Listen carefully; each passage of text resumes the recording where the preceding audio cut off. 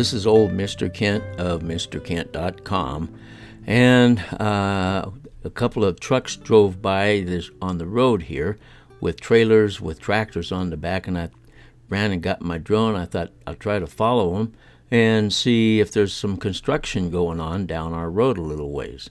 And so that's why I'm making the flight. But then you'll also notice that we had a tractor that was plowing a field.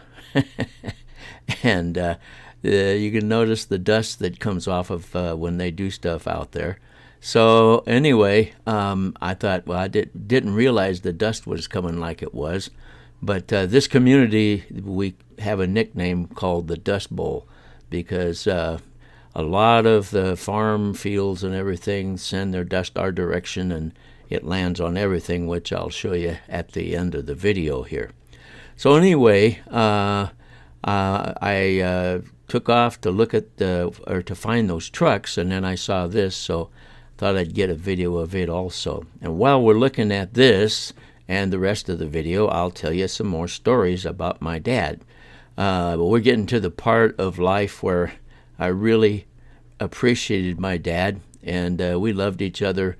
But there were some precious memories that came from this part of our lives.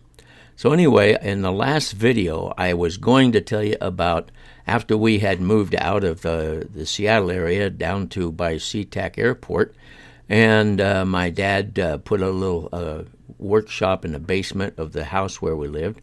And so when I was in high school, one Saturday, I think it was, he asked me if I wanted to go out to work with him at the new SeaTac Airport there, because he had to do some work. So we got out there, and what he was going to do was he was going to calibrate one of those old Link trainers. I call them old now. They were used during the Second World War to train pilots, and they didn't have any digital equipment back then, so they put you in a box. I'll put a picture up of a Link trainer so you can see. And then all the controls in the box were controlled not digitally, but analog over vacuum tubes and so forth. And it had motors to control the up and down and all that stuff. And it didn't move much, but you could feel it move. Anyway, so they put the box down over your head, and then they sent a guy sat at a control panel and and watched how you did and ran the controls. So my dad was calibrating one of those, and so he needed somebody to fly the airplane. So I thought that was kind of cool. I crawled up and got inside, and he put the lid down, and then so he had me take off. I took off, and then he had me fly into to airport. Now, don't get excited. What it was he said, okay, now you're on the approach to the airport. And so as I was coming in, I stayed on the ILS guideline with the instruments and everything, and made a perfect landing. I thought, well, that was not too bad. So he said, we're going to do it again. So we took off again, and I was on the approach. And this time I had a really hard time trying to keep the plane on the approach, and it just kept wanting to go off to the side and everything, and it became very difficult to keep on track. So finally, anyway, I came down, and he said he put in a 60-mile-an-hour crosswind. So then I landed about 6 miles away from the airport. So anyway, that was a fun time that I'll never forget. But when I was in high school, he decided he would get his amateur radio license. Now remember, I didn't have any desire for electronics, but so he actually studied. Now there's different levels of licensing, and he actually got the technician license, which you didn't need any Morse code for. And so he played with it, and I don't remember if I don't think he ever put up a station or anything. Then I graduated from high school, and they moved from that house out to another place where he had room to put up antennas and stuff. And so he actually got on the air on what's called the 2-meter band, which is a high-frequency band, which technicians can use, but it doesn't. You don't need Morse code, so it's not, and it's line of sight type of thing. So he was able to get on the air, and he didn't. There just wasn't that many people on 2 meters back then, and so this was back in the '60s, and so he ended up working with the military amateur radio service, and helping support them and help them with their tests and whatever they do. So he got involved in that, and that was as much as he got.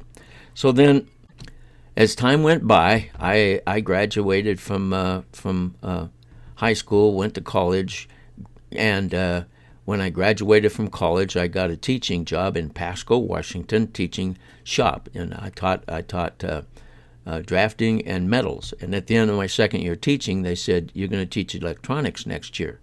And of course, I had already decided electronics was something I couldn't understand, but if I wanted to keep my job, that's what I had to do. So that summer, I've told this story already, so I'll just say that summer I fell in love with electronics in the class I was taking. When I got back from summer school, I taught electronics, fell in love with the students and teaching it. And at the end of my first year of teaching electronics, I decided I would get my amateur radio license. And the only thing is I didn't mind learning Morse code.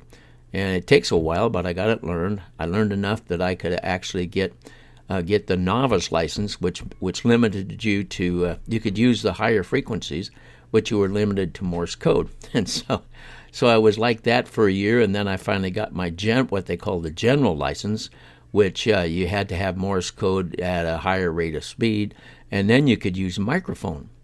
And so I was, okay, now we're getting down close to the end. I want you to notice all this dust and where it's going, all right?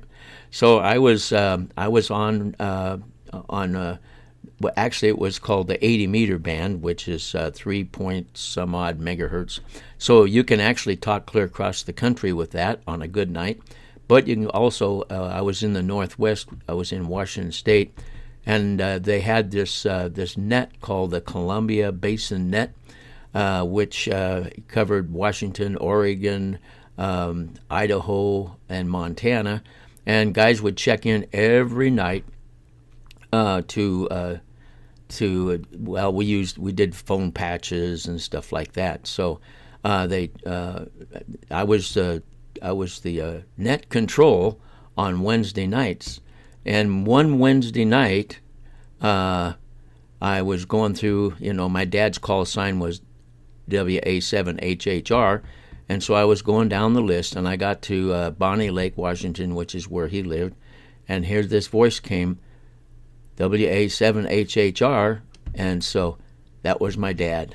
And he had been secretly studying the Morse code and getting the equipment necessary to get online so he could talk all the way across the state of Washington to his son in Pasco from over on the west side of the state.